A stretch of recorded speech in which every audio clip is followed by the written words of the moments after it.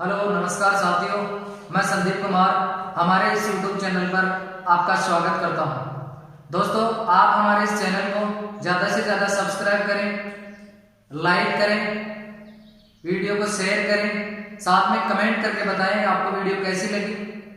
दोस्तों, हम बात कर रहे थे प्रतिशत की। प्रतिशत की हमने कई टाइप्स का अध्ययन कर लिया। आज हम प्रतिशत की जो अगली टाइप है आय एवं व्यय से संबंधित प्रश्न, उनका हम अध्ययन करेंगे।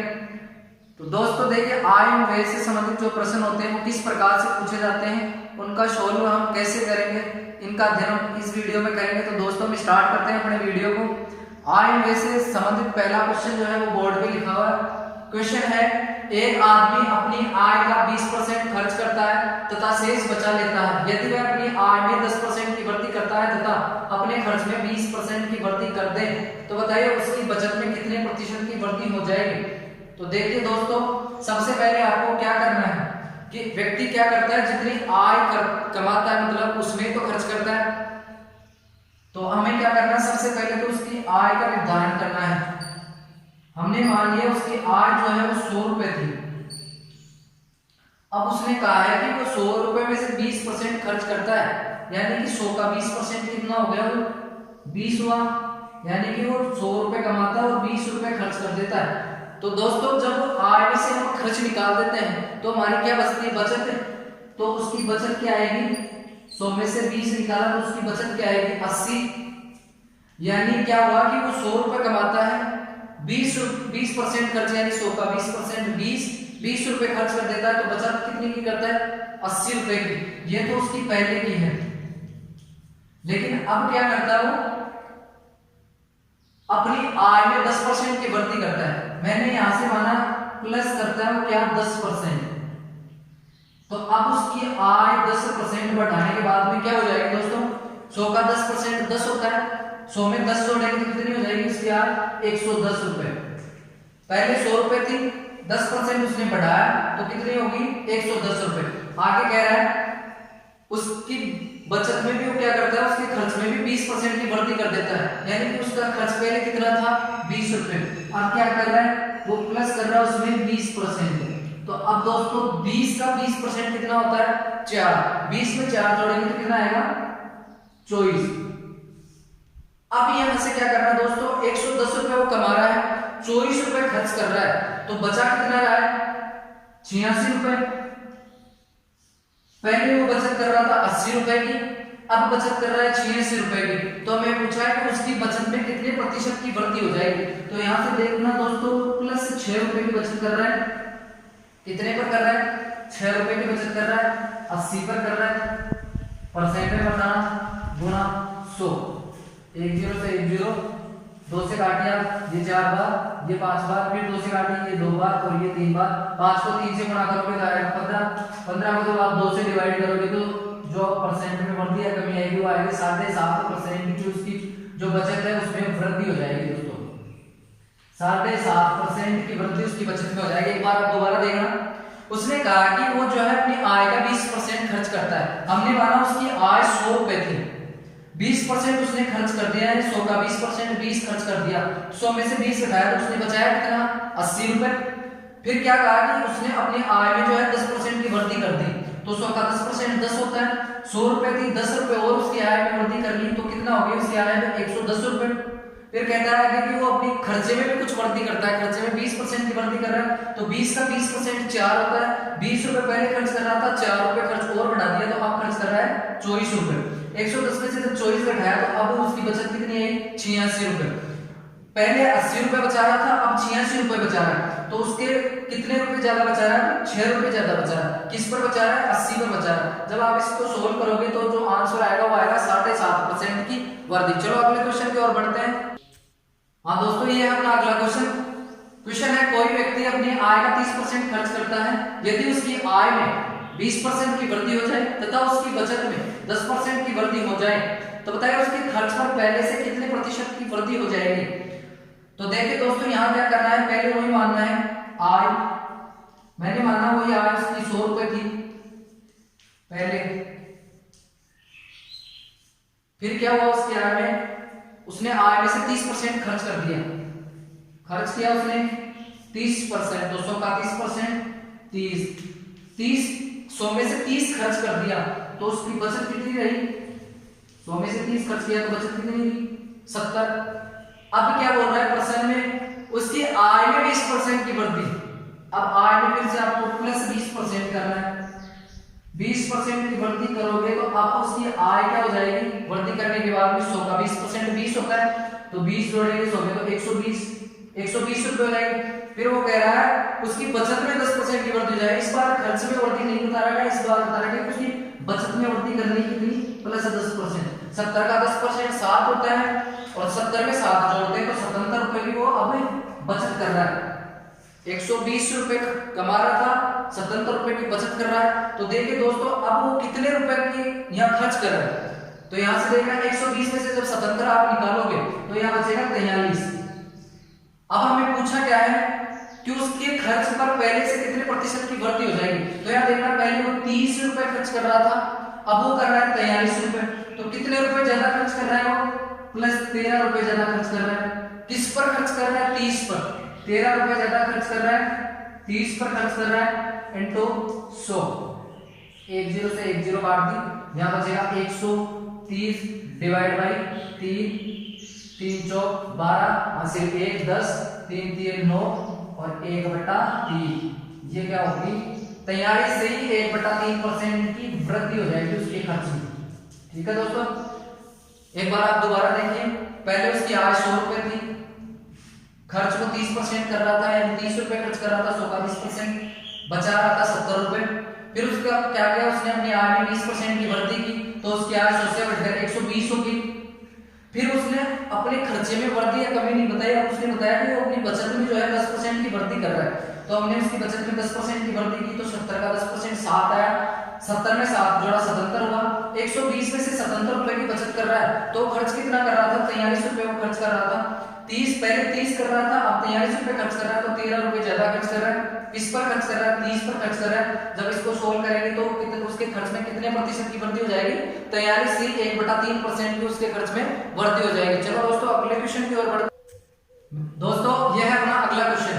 कोई व्यक्ति अपनी आय का 10% बच्चों पर और 15% कपड़ों पर खर्च करता है तथा शेष का 20% अन्य पर खर्च करता है और अंत में 1200 रुपए बचाता है, तो उसकी आय क्या थी? दोस्तों ये प्रश्न दो प्रकार से पूछा जाता है। एक तो पूछा जाता है कि शेष से क्या पूछता है, और एक लगातार परसेंट देके पूछता है कि 10% बच्चों पे, 15% कपड़ों पे, 5% परिवहन पर, 4% अन्य खर्च, इस प्रकार से पूछता है। और एक शब्द यूज करता है वो शेष का। तो जब शेष का और दोनों का लगा के, जैसे 10% बच्चों और 15% कपड़ों पे, और यहाँ दे रखा है शेष का 20%, तो उन दोनों क्वेश्चनों को इसी क्वेश्चन में मैं समझाता हूँ आपको। जैसे कि मान लीजिए उसकी आय थी 100 रुपए, पहले कह रहा हो कि 10% बच्चों पे, यानी वो बच्चों पे कितना खर्च कर रहा है? 10% खर्च कर रहा है, तो 100 का 10% कितना, यानी कि वो 10 रुपए तो बच्चों पर खर्च कर रहा है। फिर कह रहा है और 15% कपड़ों पे, तो इसी का 15% लेना। अगर शेष बोलता तो यहाँ से ये 10 घटा के यहाँ जो 90 बचता उसका शेष लेते हैं, लेकिन इस बार शेष नहीं बोला, उसने बोला है कि 15% कपड़ों पे, तो इस 100 का ही लेना अपने को 15%। तो 100 का 15% क्या होगा? ये कपड़ों पर खर्च होगा, 15% होगा 15, ये कपड़ों पे। फिर आगे बोला है तथा शेष का 20%, इस बार शेष का 20% बोला है, तो उसने खर्च कितना कर दिया? 10 और 15 25 खर्च कर दिया। जब अपन 100 में से 25 घटाएंगे तो कितना शेष, उसकी जो आय बचेगी या बचत बचेगी वो कितनी होगी? 75 रुपए बचेगी शेष। अब जो वो 20% का खर्चा करेगा वो इस 75 पर करेगा, यानी 20% जो खर्चा करेगा वो इस 75 का 20% खर्च करेगा, और किस पे करेगा? अन्य खर्च करेगा वो 20%। तो जब 75 का 20% अपन ज्ञात करेंगे तो वो आएगा 15। ठीक है दोस्तों, अब इधर जब 75 में से उसने 15 रुपए खर्च कर दिए तो बचा कितना उसका? 7। ये उसकी बचत होगी, या ये उसके पास शेष रह गया। एक बार आप इसे दोबारा समझें। माना उसके पास 100 रुपए, आप स्वतंत्र है, या 200 मान सकते हैं, 500 मान सकते हैं, 1000 मान सकते हैं, आपके मन में आए जितना मान सकते हैं, लेकिन आप जितनी छोटी वैल्यू मानेंगे आपको काटने में उतनी आसानी रहेगी। 100 उसका आय थी 100 रुपए, 10% उसने बच्चों पे खर्च किया, 100 का 10% यानी 10 रुपए बच्चों पे खर्च कर दिया। 15% कपड़ों पे खर्च किया, 15% कपड़ों पे खर्च कर दिया। यहाँ शेष का नहीं बोला उसने, यही बोला है कि 15% कपड़ों पे खर्च किया, तो हमने सीधा 100 का 15% किया, 15% कपड़ों पे खर्च कर दिया। फिर आगे उसने बोला शेष का 20%, यहाँ उसने शेष शब्द लगा दिया, शेष का 20%। तो ये हमारे पास 15 और 10 25 खर्च करने के बाद शेष बचा वो 75 शेष बचा, उसका 20% उसने अन्य खर्चों में लगा दिया, तो 75 का 20% हमारे पास आया 15। अब उसके पास बचा कितना शेष 60 रुपए बचा। अब हमें कहा गया कि उसके और अंत में 1200 रुपए की बचत करता है। हमारे यहाँ कितने रुपए की बचत हुई? 60 रुपए की, जबकि प्रश्न में बोला गया 60 रुपए की 1200 रुपए की बचत हुई।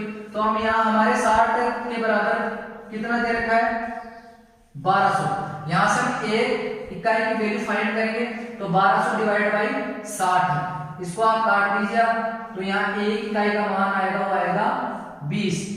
अब पूछा है कि उसकी आय क्या होगी, तो आप इस 100 को 20 से जैसे ही मल्टीप्लाई करोगे तो उस व्यक्ति की जो आय आ जाएगी वो आएगी 2000 रुपए। अब आपको यहाँ से ये भी पूछ सकता है उसको बच्चों पे कितना रुपए खर्च किए, यह भी पूछ सकता है कि कपड़ों पे कितना खर्च किया या अन्य खर्चा कितना किया। शेष तो या बचत तो उसने दे ही रखी। ठीक है दोस्तों, अगले क्वेश्चन की ओर बढ़ते हैं। अगला क्वेश्चन आ रहा है, चलो दोस्तों अपना अगला क्वेश्चन है, एक आदमी अपनी आय का 5% परिवहन पर खर्च करता है, बची हुई आय का 20% खाने पर खर्च करता है और फिर 120 रुपए का दान देता है तथा इन सबके बाद उसके पास 1400 रुपए बचते हैं। उसकी आय ज्ञात कीजिए। देखिए दोस्तों, ऐसे क्वेश्चन को आप दो प्रकार से कर सकते हैं, या तो पहले प्रकार के टाइप के उसी प्रकार से कर सकते हैं। इस क्वेश्चन में भी आप अपनी आय को या उस व्यक्ति की आय को जो है 100 मान सकते हैं। मैंने मान लिया उस व्यक्ति की आय थी वो 100 रुपए थी, 5% वो परिवहन पर खर्च करता है। यहां से उसने जो है 5% क्या किया, परिवहन पर खर्च कर दिया। 5% परिवहन पर खर्च किया तो कितना उसके पास बचा, यहां से 5 रुपए खर्च कर दिया, बच गया कितना 95। उसने साफ कहा बची हुई आय का, यानी कि ये शेष आय बची उसकी 95। इस बची हुई आय का 20% खाने पर खर्च करता है। यहां से ये जो है इसका 20% कहां खर्च करता है, खाने पर खर्च करता है, और बाकी का क्या करता है, शेष बचाता है। 95 का 20% कितना होगा, 19 होगा। 20% का मतलब 1/5 होता है, 95 5 का भाग देंगे तो आपको 19 पर जाएगा, यानी कि 95 का 20% 19।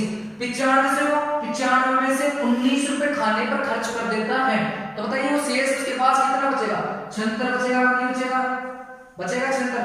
फिर कह रहा है कि उसके बाद में 120 रुपए को दान और दे देता है, यानी इन 76 में से वो 120 रुपए यानी अपने पास वो आया मान आया वो 76 इकाई के रूप में आया। इसमें से वो क्या करता है, माइनस 120 रुपए और दान दे देता है। ये 120 रुपए दान देने के बाद में उसके पास जो क्या है 1400 रुपए बचते हैं, यानी ये इसके बराबर में लिख देंगे हम 1400 रुपए। 76 इकाई अपने पास यहाँ आया शेष, उसमें से हमने 120 रुपए का दान और दे दिया। अब अपने पास वो बता रहा है कि 1400 रुपए उसके पास और बच जाते हैं, तो हमारे पास उसने बराबर रख दिया कि ये काम करने के बाद उसके पास 1400 रुपए और बच गए। अब इसको जब अपन सोल्व करेंगे तो 76 इकाई बराबर ये जो 120 है ये बराबर के इधर माइनस में इधर जाके प्लस में हो जाएंगे, तो 1400 में जब 120 जोड़ेंगे तो जो आएगा वो आएगा 1520। अब यहां से 76 इकाई के बराबर जो आया 1520 आया। एक इकाई का यहां से हमें मान बताना प्राप्त करना, तो एक इकाई का मान हम याद करेंगे तो 1520 बटा 76। 76 से जो 152 है वो पूरा 2 पर कटेगा और एक बिंदी बच गई, तो 2 के आगे एक बिंदी लगाएंगे तो एक इकाई का मान कितना आया 20। क्या हुआ एक बार दोबारा देखिए आप, उसकी आय थी 100 रुपए, 5% उसने परिवहन पर खर्च किया है, 5 रुपए परिवहन पर खर्च कर दिए, शेष कितना बच गया 95। बची हुई शेष आय का 20% खाने पर खर्च करता है, यानी कि 19 रुपए 19 इकाई खाने पर खर्च कर देता है, तो उसके पास शेष 76 बच जाता है। लेकिन इस 76 में से 120 रुपए का दान करता है। अगर आप डायरेक्ट यहाँ कुछ नहीं मान, यहाँ आप x भी मान सकते हैं कि 76 x उसके पास शेष बचता है, या 76 इकाई उसके पास शेष बचता है, जिसमें से वो 120 रुपए का दान कर देता है। 120 रुपए बराबर के इधर माइनस में, बराबर के इधर जाएंगे तो प्लस में हो जाएंगे, और जैसे ही प्लस में होंगे तो 1400 में ऐड हो जाएंगे। 1400 में 120 जोड़ेंगे तो 1520 बन जाएगा। 76 इकाई बराबर 1520 आया। एक इकाई का मान यहाँ से ज्ञात करेंगे तो आएगा 20। अब हमें पूछा है कि उसकी आय क्या होगी, तो इस 100 को आप 20 से गुणा करोगे तो उसकी आय आएगी, वो आएगी 2000 रुपए। आपको यहाँ से वो ये भी ज्ञात करवा सकता है कि उसने परिवहन पर कितना खर्च किया, परिवहन पर खर्च करने के बाद उसके पास कितनी राशि शेष बची, या उसने खाने पर कितना खर्च किया। इन सब के क्वेश्चन पूछ सकता हूँ आपसे। अब बात करेंगे हम चुनाव से संबंधित क्वेश्चनों की, तो बढ़ते हैं अगले क्वेश्चन की ओर। देखिए दोस्तों, यह है चुनाव से संबंधित जो प्रश्न है। किसी चुनाव में 2 उम्मीदवार द्वारा चुनाव लड़ा गया, जिसमें एक प्रत्याशी ने उस चुनाव में 55% मत प्राप्त किए और 3000 मतों से जीत गया। तो बताइए कुल मतदाताओं की संख्या क्या थी। तो क्या करना है दोस्तों, जिस प्रकार से हमने माना था आय में, उसी प्रकार से इसमें भी हम मान सकते हैं। जैसे मान ली कुल जो वो मतदाताओं की संख्या थी वो 100 थी। 100 मतदाताओं की संख्या थी, 2 उम्मीदवार थे, उम्मीदवार ए और उम्मीदवार बी। उम्मीदवार ए को मिले 55% वोट, 100 का 55% यानी 55 वोट तो ए उम्मीदवार को मिले। तो अगर 55% वोट ए उम्मीदवार ने लिए तो मुझे ये बताइए आप बाकी कितने बचे। 45% वोट किसने लिए, बी उम्मीदवार ने लिए कि नहीं लिए। हार जीत का अंतर होता है, वो यहां से ज्ञात करेंगे कि जिसको ज्यादा वोट मिलेंगे वो जीतेगा, जिसको कम वोट मिलेंगे वो हारेगा। हार जीत का अंतर में यहां दे रखा है 3000 मतों से, हार जीत का जो अंतर रहा होगा 3000 मतों से। हमारे यहाँ तो हार जीत का अंतर रहा कितना रहा, 10 मतों का। 10 मतों का अंतर रहा, जीतने वाले उम्मीदवार को हमारे अनुसार 10 मत ज्यादा मिले, जबकि प्रश्न अनुसार 3000 मत ज्यादा मिले। तो यहां से एक मत का मूल्य ज्ञात कीजिए आप, कितना आएगा 300। भिंडी से भिंडी कट जाएगी, 300 बच जाएंगे। एक मत का मूल्य आ गया 300। पूछा है कुल मतदाताओं की संख्या क्या थी। हमने कुल मतदाताओं की संख्या 100 मानी थी। एक मतदाता के बराबर 300 है, तो 100 मतदाताओं को कुल मूल्य ज्ञात करने के लिए 300 से आप इसको मल्टीप्लाई करेंगे तो उस चुनाव में जो है 30,000 कुल मतदाता थे। सिंपल सा क्वेश्चन है, ना कोई इसमें इतना कोई टिपिकल है कि नहीं होगा। माना कि वो हमारे उस मतदाताओं की संख्या उस क्षेत्र में थी वो 100 थी। ए और बी 2 उम्मीदवार थे। पहले उम्मीदवार को 55% वोट मिलते हैं, तो अगर 100 में से पहला उम्मीदवार 55% वोट प्राप्त करता है, यानी 55 वोट प्राप्त करता है, तो बाकी का हारने वाला जो उम्मीदवार है वो 45% वोट लेगा। हार जीत का अंतर दोनों का रहेगा वो 10 वोटों का रहेगा। हमारे अनुसार 10 मतों का हार जीत का अंतर रहेगा, जबकि प्रश्न में बता रखा है कि 3000 मतों से जीत गया। हमारे यहाँ जीता हो 10 मतों से, तो 10 मतों की वैल्यू जो होगी बराबर होगी वो 3000 के। एक मत का मूल्य आया 300, यहाँ 100 का बताना है तो 300 से गुणा कीजिए तो ये आएगा 3000। चलो अगला क्वेश्चन और लेते हैं हम इसी आधार पर। देखिए दोस्तों, अगला क्वेश्चन है अपना, एक चुनाव में कुल मतों के 20% मत अवैध घोषित किए गए। चुनाव में 2 प्रत्याशियों में से एक को वैध मतों के 70% मत प्राप्त हुए। यदि हारने वाला व्यक्ति 2880 मतों से हार गया तो बताइए चुनाव में कुल कितने मत पड़े। वही तरीका अपना, माना चुनाव में 100 मत पड़े। सबसे पहले क्या करना है, कुल मतों के 20% मत अवैध घोषित किए गए। ये अपने कुल मत थे, इनके मैं 20% मत अवैध घोषित कर दूं तो 100 का 20% 20 होगा। तो यहां से वैध मत कितने बचेंगे, 80%। 100 का 80% मतलब 80। यानी क्या हुआ कि जो 20 वोट तो पूरे 100% पड़े, पर 20% वोट जो क्या उनको रिजेक्ट घोषित कर दिया गया। तो बचे वैध मत कितने बचे, 80। अब आगे कहा कि वैध मतों के 70% मत किसे प्राप्त हुए, एक प्रत्याशी को। तो यहां से वही 2 प्रत्याशी, प्रत्याशी ए और प्रत्याशी बी। वैध मतों का यानी वैध मत अपने पास 80, 80 का 70% कितना होता है 56। ठीक है दोस्तों, 80 का 56, 80 में से 56 मत तो जो है ए ने प्राप्त कर लिए, तो बी ने कितने मत प्राप्त किए 24 किए नहीं किए। 80 में से 56 इसने कर लिए, बाकी के बचे वो बी को मिले। इन दोनों का जो हार का अंतर आया, मतलब क्या हुआ, इन दोनों का जो हार का अंतर आया वो कितना आया 32 हार का अंतर आया। जबकि प्रश्न में दे रखा है 2880, यानी कि 32 के बराबर क्या होगा 2880। यहां से एक इकाई की वैल्यू अपन फाइंड करेंगे तो 2880 भाग 32, आप इसको काटे 16 से, 16 से ये कटेगा 2 वर्ग और ये कटेगा 180 वर्ग, 2 से 180 कटेगा वो कटेगा 90 बार, यानी कि अपने पास जो एक इकाई का मान आया वो आया 90। और पूछा है चुनाव में कुल कितने मत पड़े, तो चुनाव में कुल कितने मत पड़े, 100 मत पड़े, 90 से गुणा कीजिए तो चुनाव में कुल कितने मत पड़े, 9000 मत पड़े। ठीक है दोस्तों, एक बार आप दोबारा समझिए इस क्वेश्चन को। प्रश्न था एक चुनाव में कुल मतों के 20% मत अवैध घोषित कर दिए गए, 100 मत पड़े, उनमें से 20 मतों को अवैध घोषित कर दिया, तो वैध मत कितने बचे, 80। फिर कहा कि ये जो वैध मत बचे 80, इनका 70% जीतने वाले प्रत्याशी को मिला या एक प्रत्याशी को मिला, तो 80 का 70% होता है 56। अगर 80 में से 56 ए प्रत्याशी ने लिए तो बच गए कितने, 24 बचे वो बी प्रत्याशी ने लिए। अब इन दोनों की जो हार और जीत का अंतर है वो कितना आया, 32 इकाई आया। 32 इकाई के बराबर हमें दे रखा है कि वो 32 से नहीं 280 मतों से हारा, तो 32 का मान आया 280, एक इकाई का मान आया 280 डिवाइड बाय 32, इसको जब काट के लाए तो एक इकाई का मान आया 90। 100 को अपन पूछा है चुनाव में कुल कितने मत पड़े, हमारे कुल मत यहाँ हमने माने थे 100, एक इकाई का मान आया 90, 90 को 100 से गुणा करेंगे तो कुल मत कितने आ गए, 9000। ठीक है दोस्तों, आज के लिए इतना ही काफी। दोस्तों मैं उम्मीद करता हूं कि आप हमारे इस चैनल को ज्यादा से ज्यादा सब्सक्राइब करेंगे, साथ में लाइक करें, शेयर करें और कमेंट करके बताएं कि हमारी क्लास कैसे लगी। आपका सहयोग ही हमारी ताकत है। आप अपना प्यार और स्नेह सदैव ऐसे ही बनाए रखें। जय हिंद दोस्तों।